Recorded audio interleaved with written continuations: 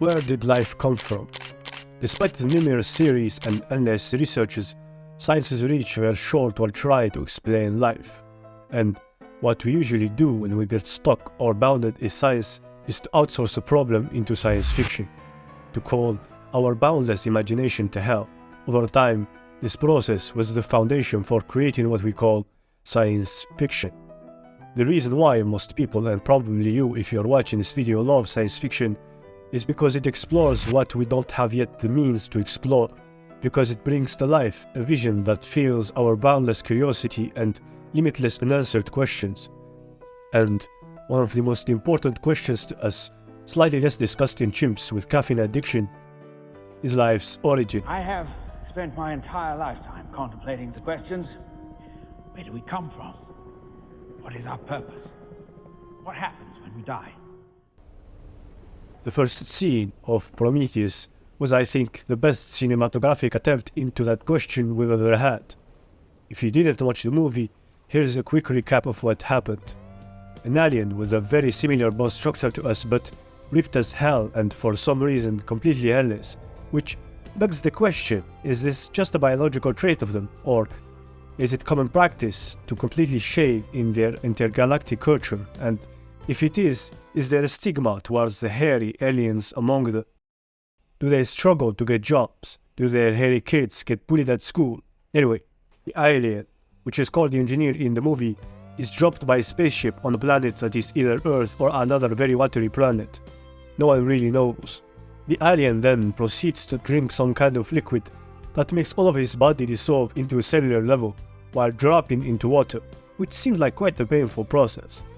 The reason why Prometheus has such a strong fanbase among science fiction fans is because of the short sequence, because it gives the ultimate answer, that is, we're a byproduct of a hairless, very muscular, conscious life form called engineers, but more importantly, that we were created and wished for by superior beings and not just a result of evolutionary randomness, our consciousness and intelligence being most likely the end goal of their doings. So we can conclude that the engineers wanted a similar life form to their own, to exist on another planet, but what for? Why did they create us? For what purpose? The movie didn't answer those questions, which was in my opinion the best thing to do. I mean, how could they?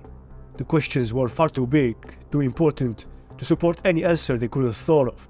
It would have deceived no matter what, so they chose a blank answer, which is one of the reasons I believe that made the movie so frustrating but also unforgettable. But there's a more important part that I wanted to shed light on. Most people who watched Prometheus, including myself, missed something from this short sequence, or to be more precise, didn't ask themselves a crucial question. Why did the engineer sacrifice himself? I mean, it's really odd. Maybe it's just to make the scene more grandiose, dramatic. Otherwise, why would he do that? If his civilization has evolved enough to travel into another galaxy, then surely they did have the means to fertilize Earth without sacrifice, through bioengineering or whatever technologies they had. And the answer to that is that they chose to do so. Despite becoming this evolved, futuristic, life-giving civilization, they still had some deep-rooted faith, tradition, that led to practices of ceremonial sacrifice, to give birth through one's death, which connects to our definition of reincarnation, and reincarnation here is the archetype. According to Jungian psychology, the common shared knowledge of ideas, concepts, or interpretations is rooted in every human being's psyche. They are the pillars of our personality.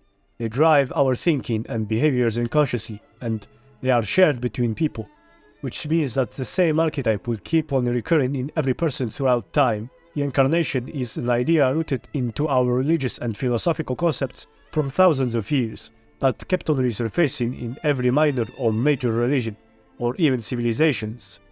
That only through death can life begin. The tree on the recipe that holds the fluid is a strong hint towards that.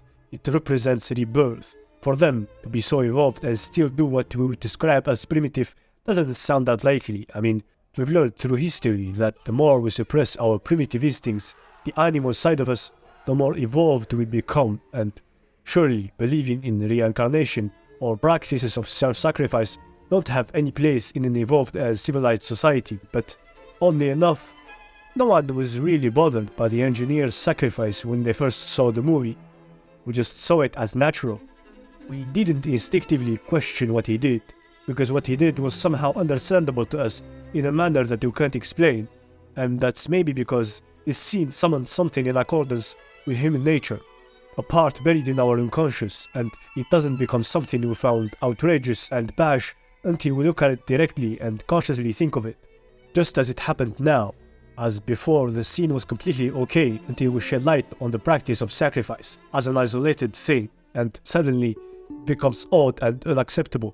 So we can safely say that the unconscious part of ourselves recognizes sacrifice and is quite okay with it. You can use this as a doorway towards all the different parts that make us who we are, but to whom we have almost no access to.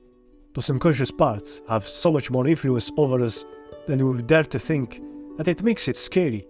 The modern man has learned to keep a lock on some of those parts, to be part of the society and civilizations that we created, thus making him incomplete, depressed, as though something deeply profound was lacking in his life, and the biggest source of that struggle is that our society is not designed for human nature. This was the theme addressed in one of the best movies of our time, The Fight Club. You do not talk about Fight Club. The Fight Club was a place where men could finally reconnect with those old oppressed parts, to finally be able to be fully themselves, to let the animal side of them finally have the spotlight. Maybe bashing other people's skulls wasn't the healthiest way to do it, but Prometheus, I think, had a more healthy answer to that problem. Ridley Scott, or the writers of the movie, unconsciously brought to life through this piece of art a hypothetical vision of the perfect state of being when creating the engineers. The engineers held beliefs, although belief wouldn't be the right word. Maybe the integration of the idea of reincarnation and self-sacrifice, while being technologically superior, godlike creatures, can somewhat direct us to the right path, I believe, which is the acceptance of the multiplicity of our minds and the integration of every part of ourselves into our societies and cultures, even the ones who describe as primitive, the same thoughts that, if expressed today, would be described as the manifestation of mental illness. Thoughts we dare not to look at, out of fear of judgment, but more importantly, of our own selves. And I'm not saying to bring back to life the Abraham gutting his son as a sacrifice for God type of story. Kill your son! Dude! Kill your son! And Abraham's like, you mean Isaac? I don't know his name, just kill him! Honestly, I have no clue how to create a society like that. Maybe we're allowed to punch 2 people on the face a day. Oh, fuck. I can't believe you've done this. And maybe wearing clothes outside becomes optional, and wearing suits is the new taboo thing. Like we would collectively bully people with suits, and they would be completely okay with it.